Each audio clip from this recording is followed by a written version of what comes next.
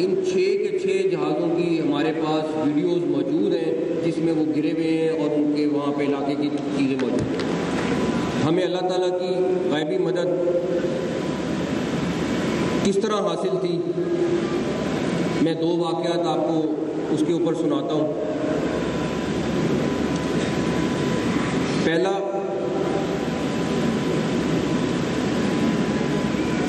Indians ने हमारी एक बेस पर 7 मिसाइल फायर किए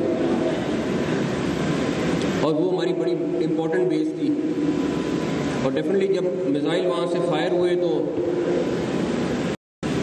हमें पता चल गया कि ये मिसाइल पाकिस्तान की तरफ आ रहे हैं और उन्होंने उसके बाद बॉर्डर क्रॉस किया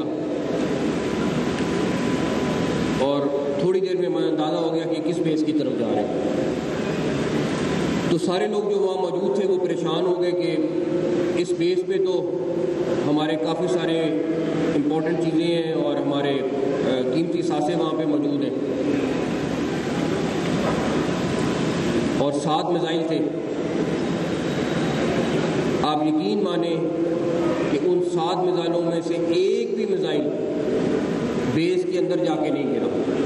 कुछ पहले गिर गए, कुछ बेस के बाहर गिर गए, कुछ साइड पे गिर गए, कोई मिसाइल बेस के अंदर जाके नहीं गिरा।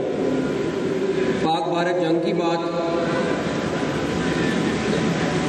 तो उस पे मैं काफ़ी चीज़ों का एनी रहा हूँ और काफ़ी चीज़ों में इन्वॉल्व भी रहा हूँ। तो मैं कोशिश करूँगा कि चंद एक वाक़यात आपको ज़रूर सुनाऊँ जो इम्पोर्टेंट भी हैं और वो रिकॉर्ड पे आने ज़रूरी भी हैं। सबसे पहले मैं बड़े महदूद तरीके से हमने एयरफोर्स, हमने पाकिस्तान आर्मी, हमने नेवी, हमने गवर्नमेंट पिछले 1-1.5 माह में सबको एक्नॉलेज किया है, लेकिन हमारे वो जिनको मैंने खुद अपनी आंखों से देखा कि पसे पर्दा रहकर काम कर रहे थे, हमारी इंटेलिजेंस एजेंसीज, जिनको हमारे चंद लोग बुरा भला कहने से बाज नहीं आते, उनका जो किरदार था, आप यकीन करें कि इंडियंस की हर मूव और हर चीज़ हमारे इदारों के पास वक्त से बहुत पहले आ जाती थी।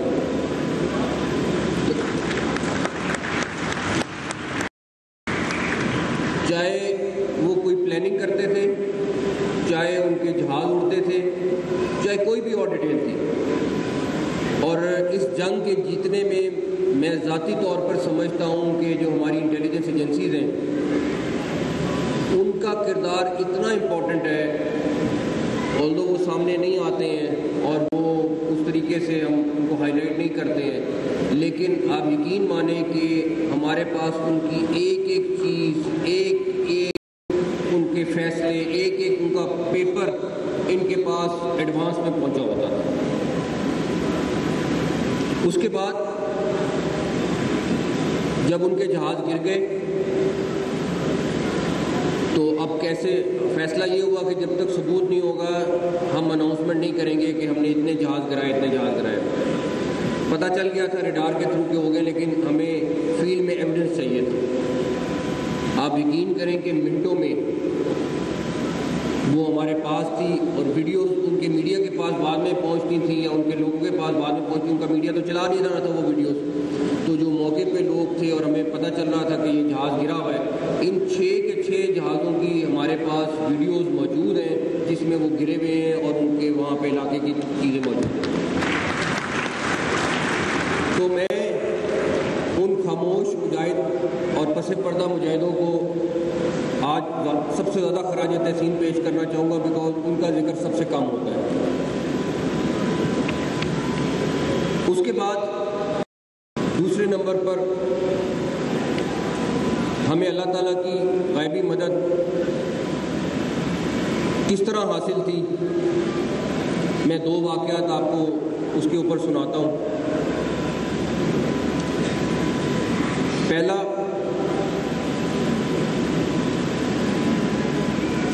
इंडियंस ने हमारी एक बेस पर 7 मिसाइल फायर किए और वो हमारी बड़ी इम्पोर्टेंट बेस थी। और डेफिनेटली जब मिसाइल वहाँ से फायर हुए तो हमें पता चल गया कि ये मिसाइल पाकिस्तान की तरफ आ रहे हैं और उन्होंने उसके बाद बॉर्डर क्रॉस किया और थोड़ी देर में हमें अंदाज़ा हो गया कि किस बेस की तरफ जा रहे हैं। तो सारे लोग जो वहाँ मौजूद थे वो परेशान हो गए कि इस बेस पे तो हमारे काफ़ी सारे इम्पोर्टेंट चीज़ें हैं और हमारे कीमती सासे वहाँ पे मौजूद हैं और 7 मिसाइल थे। आप यकीन माने कि उन 7 मिसाइलों में से एक भी मिसाइल बेस के अंदर जाके नहीं गिरा। कुछ पहले गिर गए, कुछ बेस के बाहर गिर गए, कुछ साइड पे गिर गए, कोई मिसाइल बेस के अंदर जाके नहीं गिरा। दूसरा,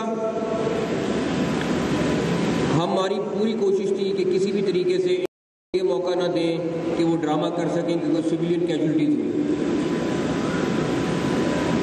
हमारे कुछ मिसाइल जो हमने फायर किए वो बिल्कुल आबादी के करीब थे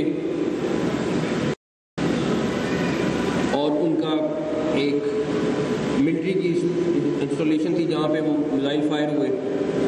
खैर वहाँ पे कोई मसला हुआ तो हम फिर फिक्रमंद हुए कि ये इनकी कैजुअल्टीज़ ना हो जाए सिविलियंस। अब हम वेट कर रहे थे कि ये मिसाइल गिरेंगे तो पता चलेगा कि ये कहाँ गए कहाँ नहीं गए। उनका वहाँ पे उस इलाके में सबसे बड़ा ऑयल का स्टोरेज था जहाँ पे वो मिसाइल गिरे और अल्लाह का शुक्र है जो उनकी कोशिश थी या दुआ थी कि उनकी सिविलियन कैजुअल्टी तो वो नहीं हुई और उनका सबसे बड़ा ऑयल डिपो तबाह हुआ। तो ये दोनों वो वाक़यात हैं जिससे बड़े क्लैरिटी के साथ हमें ये था कि आज अल्लाह ताला हमारी मदद कर रहे हैं और अल्लाह ताला ने जिस तरह गैबी मदद की, इसी तरह जो उन्होंने नूर खान बेस पे हमारे पे हमला किया, हमारा कोई नुकसान नहीं हुआ। आप बाकी बेसों पे भी अगर असेसमेंट रिपोर्ट लें तो अल्लाह का शुक्र है वहाँ पे भी हमारा कोई नुकसान नहीं हुआ। एक बेस पे हमारे जवान शहीद हुए एयरफोर्स के, बट उसके अलावा कहीं पे भी नहीं। तो ये सारी की सारी अल्लाह ताला की मदद थी और जिसकी वजह से ये हमें कामयाबी मिली।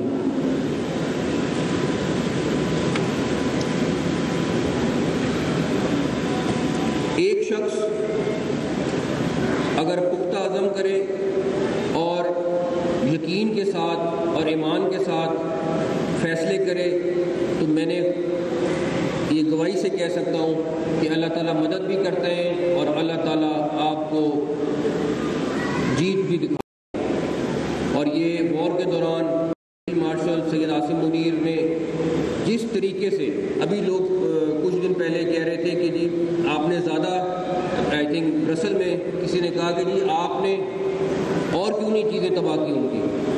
मैं आपको ये बता सकता हूँ उनकी बहुत सारी चीज़ें हमारे टारगेट पे थी और वो बड़े आराम से और हो सकती थी और जितना हमने उनके ऊपर हमला कर दिया था वो यही हजम कर लेते तो बड़ा था। बिकॉज मेरा ख्याल है कि 36 पॉइंट थे जिसके ऊपर उनको अटैक किया गया, या 26 थे या 36 थे जिस पर अटैक किया गया और तमाम के तमाम अल्हम्दुलिल्लाह हमारे टारगेट अचीव हुए, 100% अचीव हुए।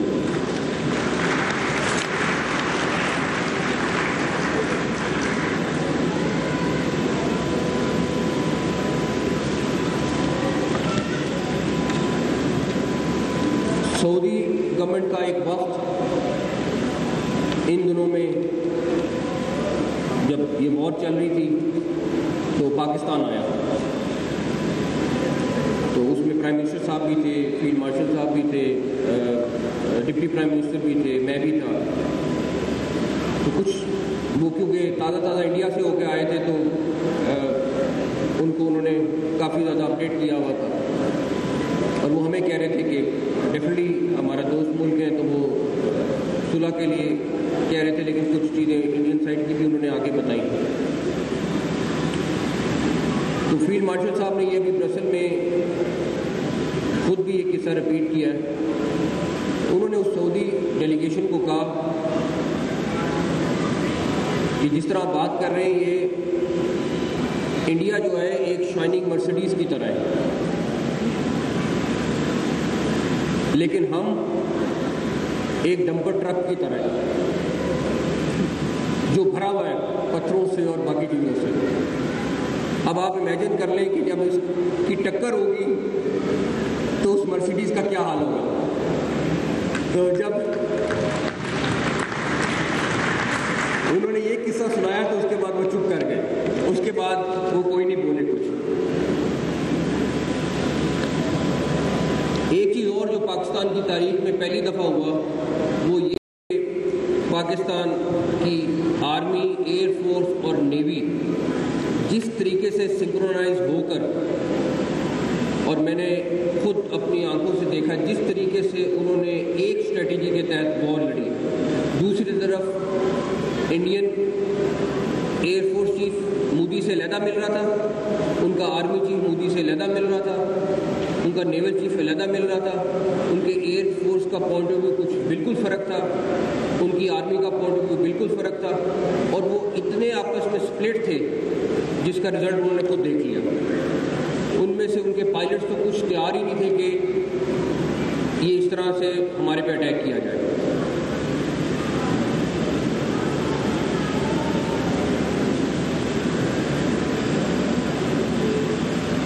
एक चीज़ और कि तमाम लोग मोदी का नाम लेते हैं कि मोदी जो है वो इस सारी चीज़ के पीछे है।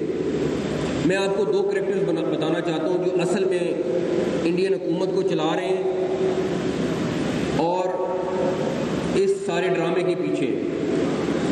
एक अजित डोभाल और दूसरा अमित शाह।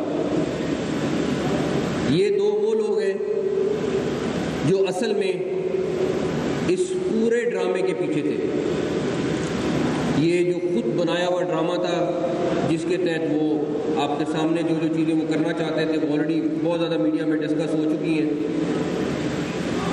ये दो कैरेक्टर इंडिया को भी ले डूबेंगे, मोदी को भी ले डूबेंगे, और आप देखेंगे आने वाले वक्त में कि ये किस तबाही के दाने में पहुंच गए। ये सिर्फ एक्सपोज होने की बात है और ये बहुत जल्द आप देखेंगे कि ये होने वाला है।